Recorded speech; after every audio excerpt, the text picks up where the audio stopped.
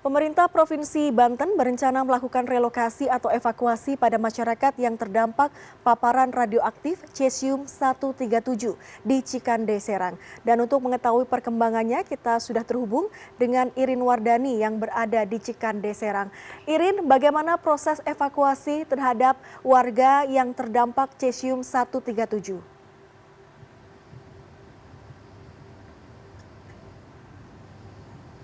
Iya, selamat siang Dea. Untuk berbicara mengenai proses evakuasi bagi warga yang terdampak cesium-137 atau C137, ini masih belum dilakukan karena prosesnya masih panjang. Sedangkan wacana relokasi baru muncul ketika rapat kemarin bersama pimpinan daerah dan juga dengan Kapolda Banten sendiri seperti itu. Dan sekarang prosesnya masih proses dekontaminasi di salah satu rumah milik warga. Kita akan mencoba mendekat, tapi tentu saja dengan jarak yang aman seperti itu Dea, karena kami tidak dibekali dengan alat-alat keselamatan atau alat pelindungan diri maksud saya, sedangkan mereka teman-teman atau pihak-pihak dari tim, ada tim BRIN, Bappetan dan juga Brimob sendiri adalah orang-orang yang memiliki kemampuan atau kompetensi untuk menangani radiasi CS137 itu, sehingga disinilah kami hanya diperbolehkan untuk mendekat atau berada di dalam jarak aman karena memang untuk ukuran manusia yang tidak memiliki kompetensi atau tidak dilatih tubuhnya untuk menerima radiasi, maka kita tidak boleh mendekat seperti itu. Nah, di sebelah sana, di sebelah kiri saya Dea, itu adalah warung milik warga yang sedang diperiksa atau diukur dengan alat pengukur radioaktif seperti itu, berapa besar gelombang radiasi yang berada di sekitar rumah mereka seperti itu. Nah, di rumah sebelahnya Dea sudah ditempeli stiker bahwa rumah ini sudah ada gelombang radiasi sebanyak 445 mikrosievert. Sedangkan Dea, batas aman untuk manusia menerima atau batas yang ditetapkan secara nasional adalah 1 mm mikrosievert. Jadi memang ada hitungan-hitungan sendiri dari pihak tim sendiri yang menghitung tiap-tiap rumah, tiap warga sudah mengalami atau sudah menerima kontaminasi radiasi dari CS137, dan itulah yang akan diperhitungkan apakah mereka bisa direlokasi atau masuk ke dalam golongan yang akan direlokasi. Sedangkan persiapan untuk relokasi sendiri, bangunan-bangunannya tadi saya mendapatkan informasi ada di Wisma Bayangkara, di Balai Pelatihan Kerja dan di Aula PGRI milik pemerintah, milik Pemprov dan pemerintah Kabupaten Serang sendiri.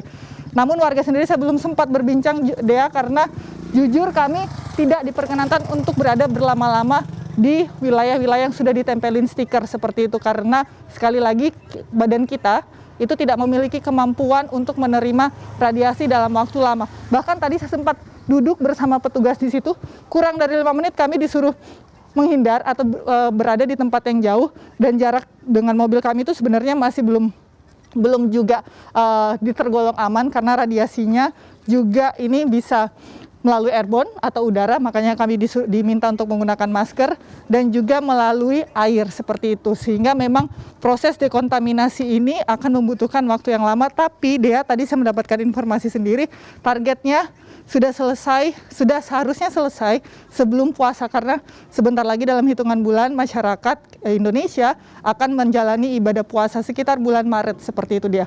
Jadi pun proses relokasi ini masih banyak memperhitungkan kondisi-kondisi psikologis, terutama selain kondisi kesehatan masyarakat dan juga kondisi psikologis. 250 mm itu milisievert itu bisa berdampak kepada kesehatan manusia, yaitu bisa menimbulkan mual, pusing, muntah-muntah, dan juga bahkan kerusakan sel seperti itu Dia. Sedangkan rumah tadi saya melihat stikernya bertuliskan 445 mikrosievert seperti itu. Tapi saya juga sekali lagi belum bisa sempat bertanya kepada pemilik rumah gejala-gejala kesehatan apa yang sudah dia rasakan, karena tadi saya melihat ada 2 anak kecil juga yang menghuni rumah tersebut, sedangkan saya belum bertemu dengan pemilik rumahnya karena masih melakukan pekerjaan-pekerjaan rumah di hari ini seperti itu Dia. Dan memang kita harus mundur lagi karena sudah terlalu lama kita berada di area ini seperti itu.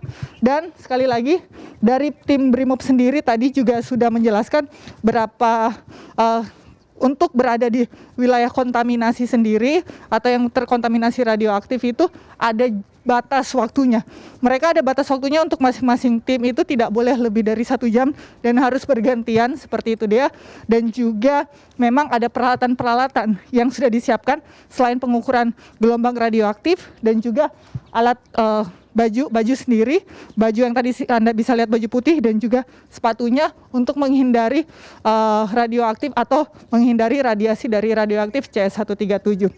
Saya mendapatkan penjelasan CS137 sendiri itu adalah benda atau sesuatu yang bentuknya itu seperti serbuk dia dan tidak bisa diproduksi oleh alam tapi diproduksi secara industri, dan sedangkan di Indonesia sendiri tidak ada pabrik yang memproduksi atau unit usaha yang memproduksi CS137 ini, sehingga memang kemungkinan bahan CS137 ini kita impor dari luar seperti itu, namun dengan pengawasan dari Bappetan, sehingga memang saat ini masih proses penyidikan, sudah naik ke tahap penyidikan. Kebocoran CS137 ini ada di sebelah mana, kesalahan dari pihak mana, dan juga di pabrik Peter Metal sendiri sekarang sudah difungsikan sebagai tempat penampungan sementara dari proses dekontaminasi atau barang-barang yang terkontaminasi dari CS137, sehingga memang sudah dikumpulkan jadi di satu tempat seperti itu dia, sehingga memang proses pengawasannya, proses dekontaminasinya, dan bahkan proses penyidikannya berada di satu tempat. Dea. Ya, Irin, beberapa hari yang lalu kami juga mendapatkan informasi bahwa sekitar 7 atau 8 orang warga yang berada di area terkontaminasi C137 ini dirawat di rumah sakit. Apakah Anda bisa mengonfirmasi hal tersebut?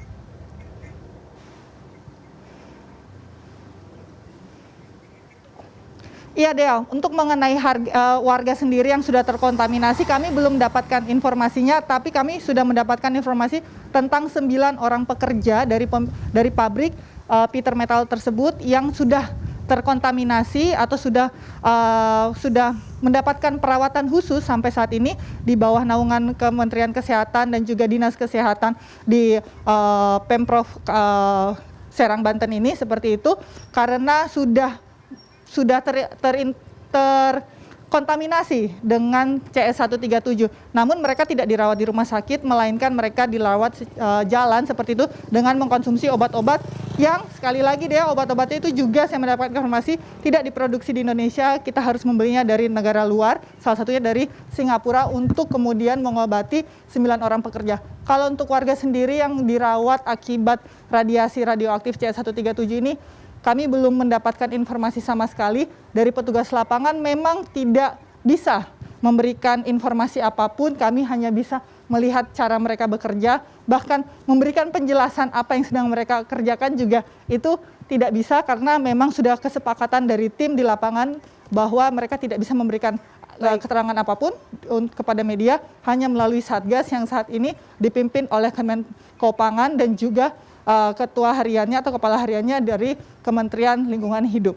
Dea. Baik, terima kasih laporan langsung Irin Wardani dari kawasan Cikande di Serang, Banten.